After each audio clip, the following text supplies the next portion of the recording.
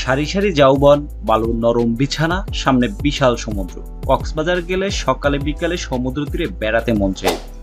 নীল জলরাশি আর শোষ গর্জনের মনোমুগ্ধকর সমুদ্র সৈকতের নাম কক্সবাজার।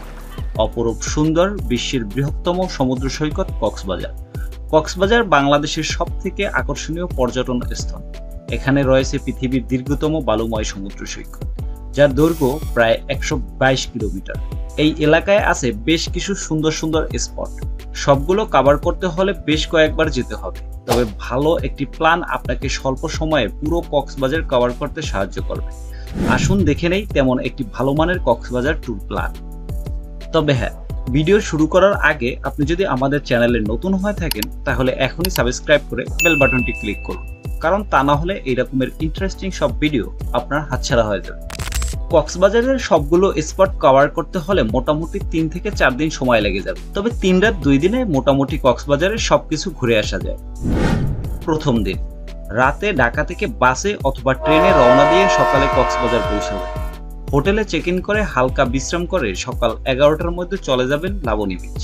দুপুরে হোটেলে এসে ফ্রেশ হয়ে লাঞ্চ খেয়ে নেবেন। খাওয়া দাওয়ার পর্ব চুকিয়ে কিছুক্ষণ বিশ্রাম নিয়ে বিকালে আবার বের হয়ে যান সমুদ্র দর্শনে।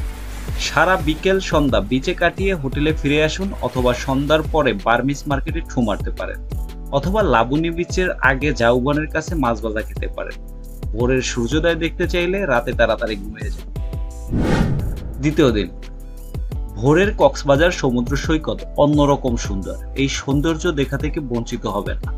ভোরে উঠে চলে যান সৈকতে, অন্যরকম সমুদ্র সৈকতের দেখা পাবেন। ফিরে এসে সকালে নাস্তা করে নিন। নাস্তা সেরে সিএনজি বা ট্যাক্সি অথবা অটোরিক্সা নিয়ে রামু বৌদ্ধবিহারে চলে যান। রামু যাওয়ার ট্যাক্সি বা অটোরিক্সা সাধারণত জনপ্রতি ভাড়া নেয় 40 টাকা করে, আর রিজার্ভ নিতে চাইলে যাওয়া আসা ও ঘুরে দেখার সময় সহ 400 থেকে 500 টাকা লাগবে। অটোরিক্সায় 5 থেকে 6 জন অনায়াসে ভ্রমণ করতে পারবেন। 3 থেকে 4 ঘন্টা সময় নিয়ে গেলে মোটামুটি অনেকগুলো বৌদ্ধবিহার ঘুরে দেখতে পারবেন। দুপুরের আগে ফিরে আসুন রামু থেকে। এরপর দুপুরের খাবার খেয়ে অটো বা সিএনজিতে চড়ে বেরিয়ে পড়ুন হিমছড়ি ও ইনানির উদ্দেশ্যে। হিমছড়ি ও ইনানি ঘুরে দেখতে 3 থেকে 4 ঘন্টা সময় হাতে রাখতে হবে। হিমছড়ির ঝর্ণা দেখে ঘোরাঘুরি শেষ করে ইনানি বিচে সূর্যাস্ত দেখতে চলে যান।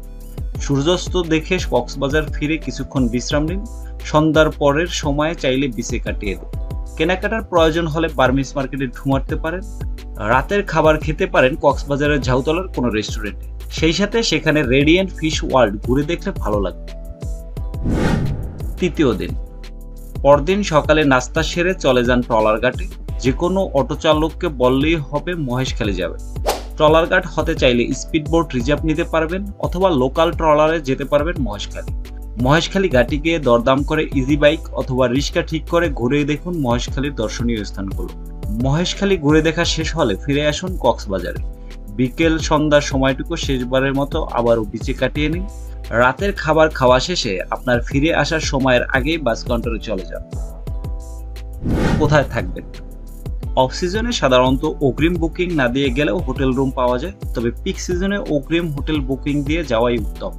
কক্সবাজারের উল্লেখযোগ্য হোটেলের মধ্যে আছে mermaid beach resort, Sayeman beach resort, ocean paradise, long beach, Cox today, heritage, sea palace, seagull ইত্যাদি।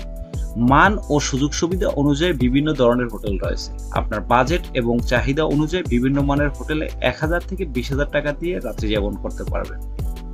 তো বন্ধুরা, এই ছিল আমাদের আজকের ভিডিও কক্সবাজার ট্যুর নিয়ে। আরো কিছু জানার থাকলে কমেন্ট করে আমাদের জানাতে পারেন। ভিডিও ভালো লাগলে লাইক এবং শেয়ার দিয়ে আমাদের পাশে থাকবেন। ধন্যবাদ।